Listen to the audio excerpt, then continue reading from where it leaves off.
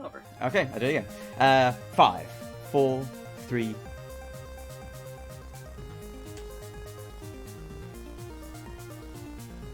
Hello again, folks. Welcome back to UKSG Autumn.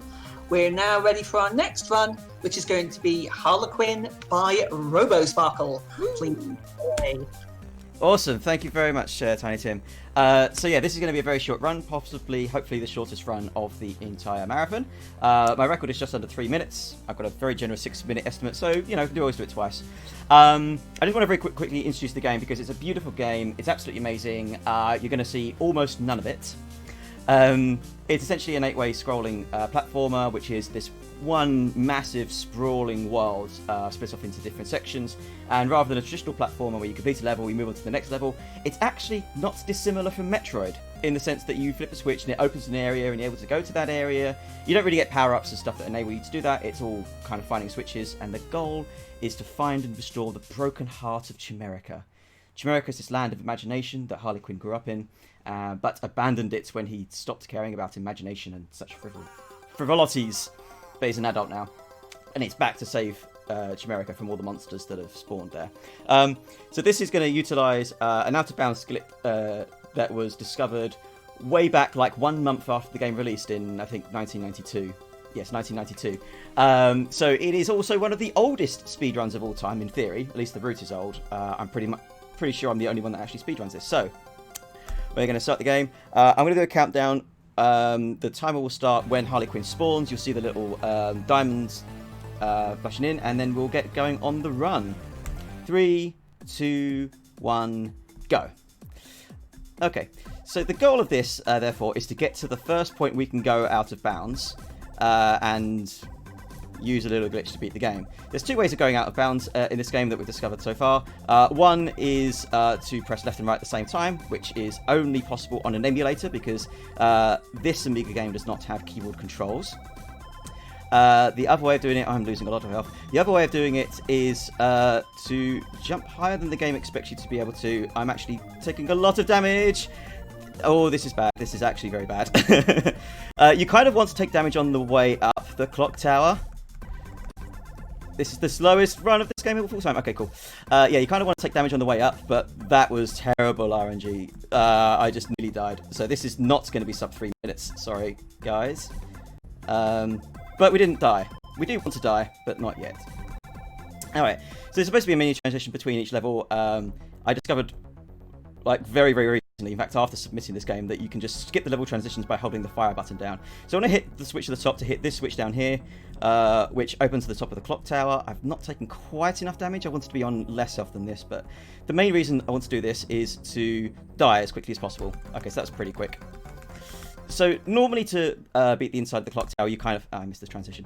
Normally to beat the clockworks, you have to solve a puzzle in order to get out because it's sort of a one-way thing. But you can just die, and it'll take you back to the beginning, and then you can instantly get back to the clock tower. So the switch that I flipped opened the top of the clock tower by spawning a platform, and I also picked up the space hopper, which is necessary to do the glitch that beats the game for me. So yeah, this has not been a great run. I've missed my... I missed my jump again. This is exactly why I have a 6-minute estimate, because like any little tiny platforming thing can go wrong, and I just want to. Also, the space hopper makes me invincible, so I want to move that. Glitches are happening, and they're not intentional. It's fine. So now it's just a case of trying to get up this tower as quickly as possible, utilizing the extra jump height the space hopper gives you. Kind of don't want to take that much more damage, but I am taking damage. And I've got really bad platform cycles as well. Alright, so we're up here. Alright, at least we got a good clock tower. So this has not been a good run. So now we've got a nice little auto-scroller, because what is a speed run without Sky Chase? So, yeah, I can just kind of hang around here. I tend to move to the bottom to avoid most of the enemies. I do actually have minimal health. I don't need much more health, but I do want to avoid losing too much of it if I can. So, yeah, auto-scroller. What is a good speedrun without a good auto-scroller? And that's what it is. It's kind of like a little bonus level that takes you to the jigsaw puzzle, which is where we perform this glitch. So we just bounce up here, and we're out of bounds. So now we have to fall all the way down here. Harlequin's going to land. I'm going to jump left. The screen's going to transition, and that is time. So, and time. GG. GG. That was probably the worst run I've done of that in a good long while because of nearly dying and of missing my platform jump. So I was trying to cut some corners and didn't quite make it, but we should be, I imagine, just over 3 minutes. I've got to say that is almost certainly the fastest speedrun that I've ever seen. So you didn't see a good one, mate. That's the problem. It was always good. It was good. You're far too kind, sir. Anything else you'd like to say before we head off to the next one? Come back later with great Gianna Sisters, where I hopefully won't screw up so much. Please do keep donating for Crisis. It's an absolutely amazing charity. The main reason that I screwed up this run was to give you guys more time to get those extra donations in. So you're welcome for the bonus content, which is definitely intentional, not because I screwed up. But thank you very much for introducing that and for indulging me in one of my favourite games, all 3 minutes of it. Yes, it's time to show Tiny Tim East. Yeah, if you thought over 3 minutes was fast, yeah, we need to show you East and Zool and a few of the other Master System classics. James Pond. Oh man, there's so many. We could do a whole marathon on sub 5 minute speedruns. Yeah, this is the game.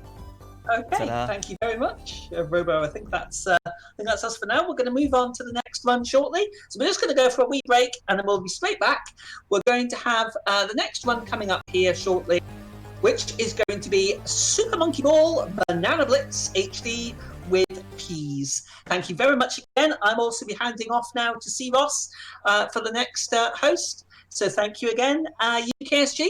Stay tuned. Please keep those donations coming in.